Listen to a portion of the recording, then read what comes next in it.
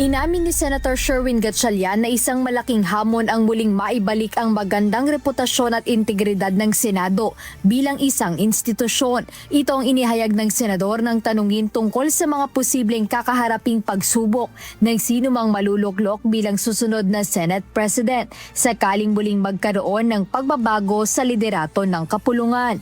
Ayon kay Senator Gatchalian, hindi sapat ang kilos ng iilan lamang. Mahalaga ang kooperasyon at suporta ng bawat senador, maging sila ay nasa panig ng minorya o mayorya upang ayusin ang imahe ng Senado. Isa sa mga nakikita niyang paraan upang simulan ito ay ang pagsasagawa ng malalimang investigasyon hinggil sa naganap na kaguluhan at putukan sa loob mismo ng compound ng Senado.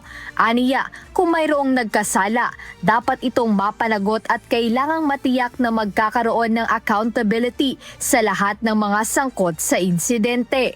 Bukod dito, tinukoy rin ni Senator Gatchalian ang usapin ng impeachment laban kay Vice President Sara Duterte. Ayon sa kanya, isa itong mabigat na hamon para sa susunod na Senate President dahil ito ang magsisilbing presiding officer batay sa konstitusyon.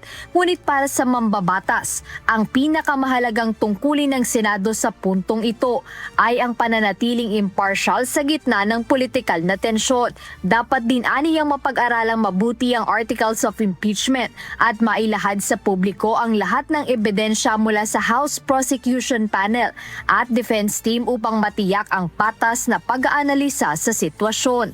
Kaugnay nito, sa gitna ng usapin sa muling pagbabago ng liderato, nauna na ang mariing pagsusulong at pagsuporta ngayon ng Senate Minority Bloc sa pagluklok kay Senator Gatchalian bilang bagong Senate President.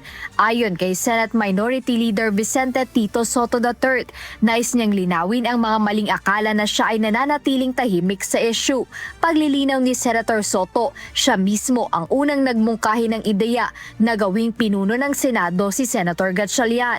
Nagpahayag din ng suporta si Senator Panfilo Ping Lacson sa naturang mungkahi at sinabing eminently qualified ang mambabatas para maging Senate President. Binigyang diin ni Senator Lacson na hindi lamang ang kakayahan ni Senator Gatchalian ang kahanga-hanga, kundi pati na rin ang kanyang pambihirang kasipagan at palagi ang kahandaan sa mga committee hearing at iba pang mahahalagang gawain sa loob ng institusyon. Jedne Resina, humahataw sa balita ngayon.